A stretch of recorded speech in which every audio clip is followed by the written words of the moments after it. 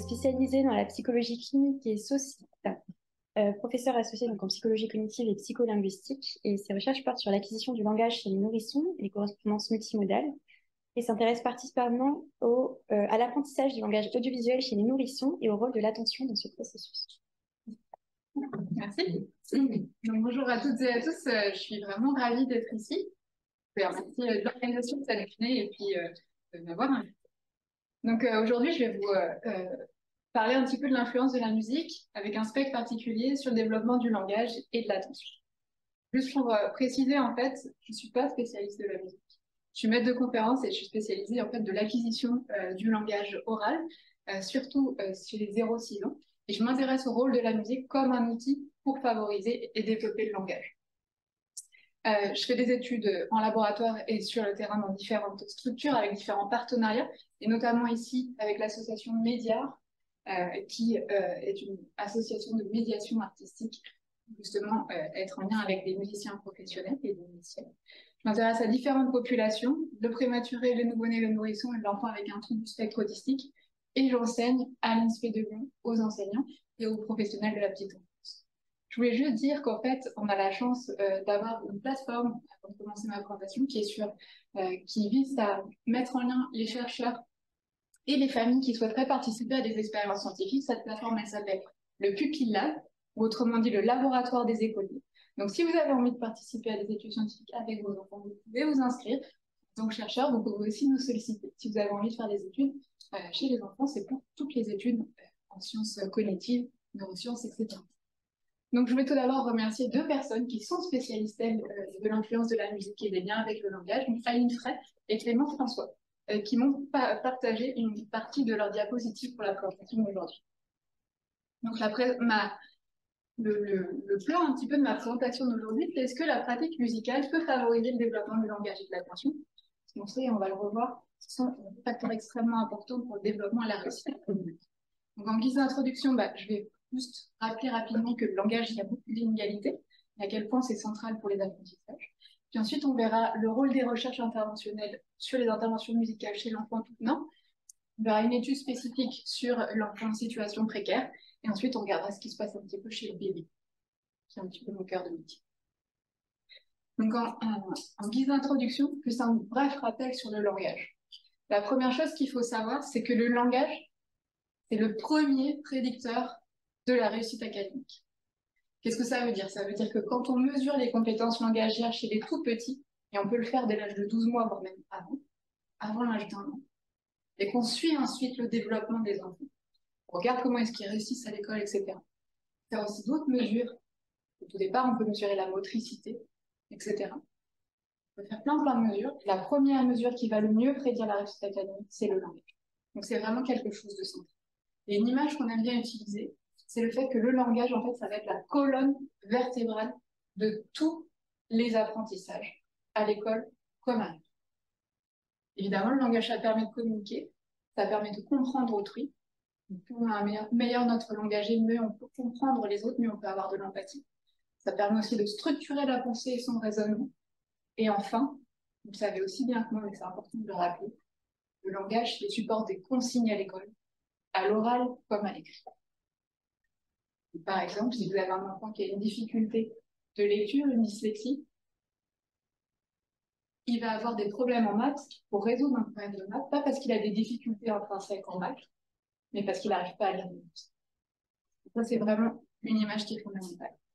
Et une autre image que je voudrais vous retenir avant de commencer sur l'influence de la musique dans cette présentation, c'est voilà, l'illustration que le langage, c'est le premier signe aussi des disparités économiques et sociales. Donc ça, c'est un des résultats de l'étude ELF, qui est une étude à grande échelle qui est effectuée, qui suit différentes compétences des enfants, qui suit le développement des enfants pendant très longtemps.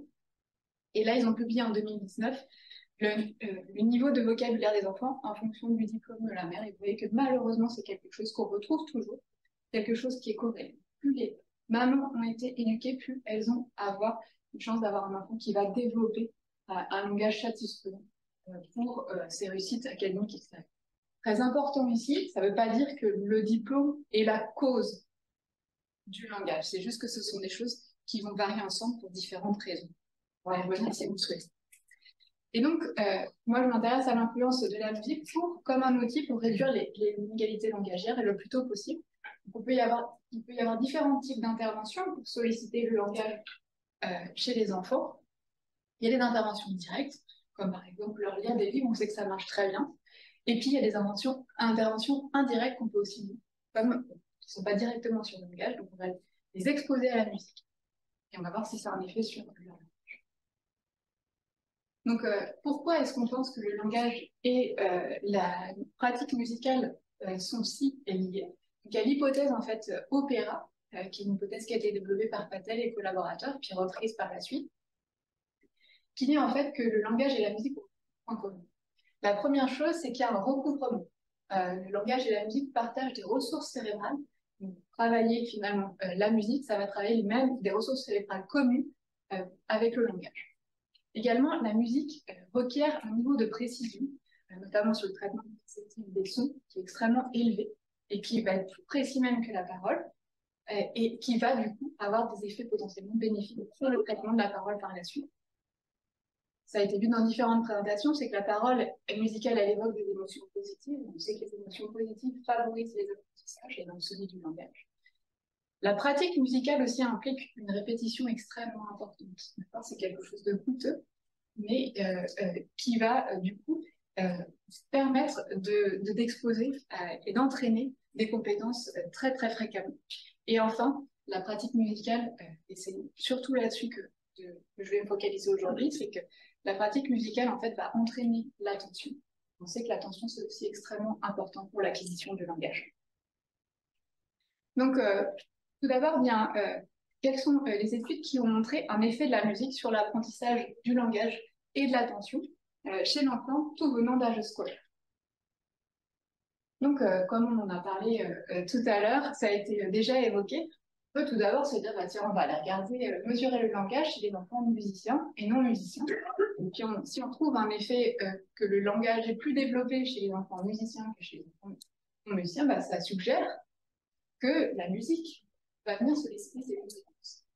Or, en fait, on est typiquement dans une situation d'un peu bluff, comme ça a été signalé par les différents intervenants à un moment, différentes intervenantes. On ne sait pas, en fait, si les compétences langagières, c'est celles qui ont généré le fait que les enfants, du coup, pratiquent mieux la musique, si c'est la pratique musicale qui va générer la compétence langagière, ou si c'est un autre facteur, comme le facteur socio-économique.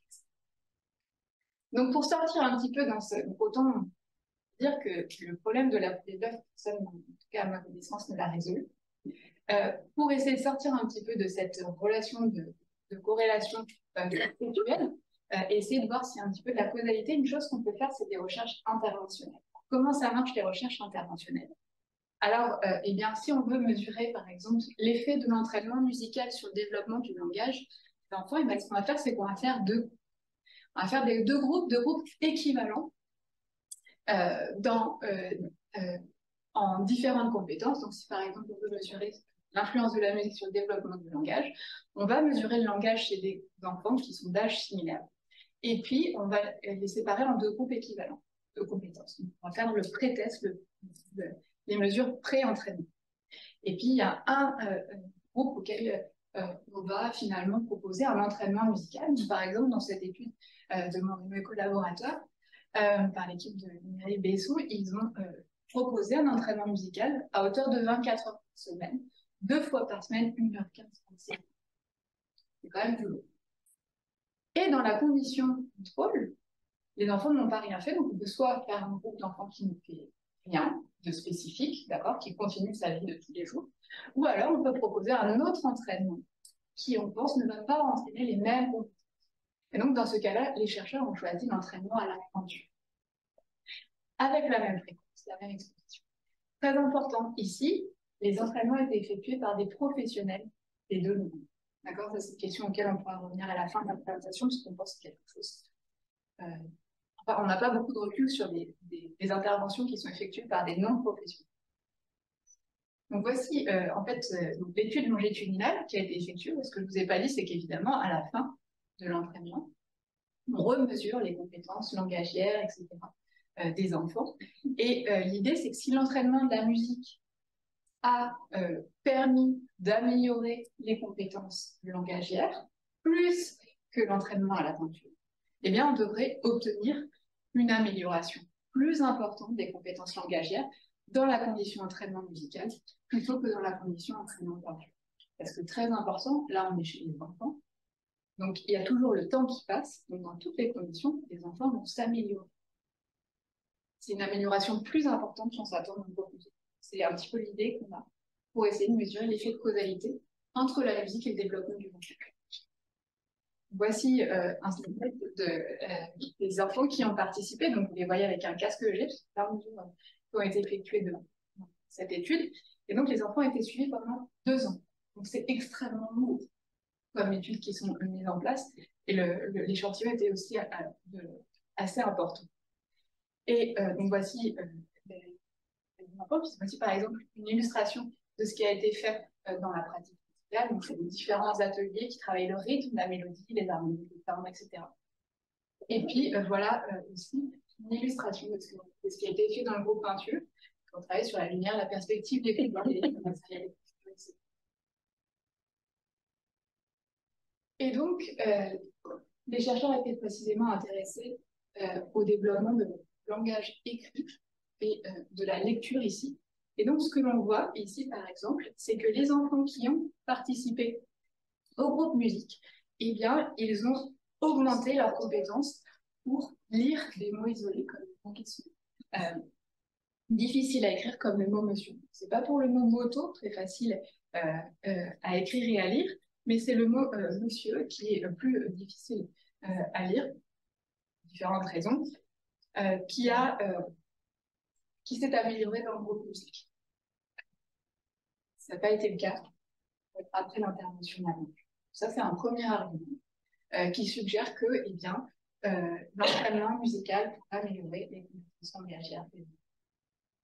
Ils ont aussi mesuré, par exemple, la capacité à percevoir différents changements d'intonation. Vous avez ici les potentiels évoqués, la réaction à différents changements d'intonation dans un... Je ne sais plus si c'était du langage qui était présenté ou si c'était de la musique. Mais en tout cas, ce qu'ils ont trouvé, c'est que dans le groupe musique, il y avait une meilleure apprentissage pour détecter ces changements d'intonation que dans la condition peinture. Et enfin, donc en fait, c'est une cohorte qui est extrêmement importante. Donc, il y a plusieurs papiers, plusieurs études qui ont été effectuées. Il y a aussi des choses qui ont été effectuées sur le langage oral. Le langage oral, quand on apprend sa langue maternelle ou ses langues maternelles, eh bien, une des choses que l'on doit effectuer, c'est de segmenter le signal de parole. Vous avez par exemple ici le signal acoustique look at the ball. Et vous voyez aussi bien que moi, en fait, segmenter le mot ball, qui veut dire ballon en anglais, eh bien, il n'y a pas de frontière évidente, pas de silence, à la différence du langage écrit, où il y a simplement des espaces, des blancs entre les mots. Et le bébé, quand il apprend sa langue maternelle, il doit apprendre à faire ça. Et ce qui est très important, voilà, c'est que, en fait, cette compétence, malgré le fait que les bébés commencent à le faire relativement tôt, de 7-8 mois, donc de segmenter la parole en gros, eh bien, il y a toujours, en fait, quelque chose des difficultés langagières qu'on retrouve chez les enfants. Donc, par exemple, vous avez les enfants qui vont dire un ours au lieu de un ours. Et ça vient des difficultés liées à la segmentation qui n'a pas été correcte, parce que la plupart du temps, en fait, quand on parle d'ours dans la vie courante, on les utilise au pluriel, souvent pour enfants, on dit des ours. Et donc, ils entendent ours, ours, ours. Donc, ils n'ont pas segmenté l'ours, mais ils ont segmenté les ours. Donc, ils vont, par exemple, dire de manière erronée un ours. Donc, ça montre en fait que c'est vraiment quelque chose, c'est une étape qui est cruciale pour le développement du langage, c'est-à-dire que vous n'allez pas pouvoir associer la forme sonore de balle à l'objet auquel il correspond si vous ne l'avez pas segmenté. On sait que cette compétence-là, elle prédit le développement langagier,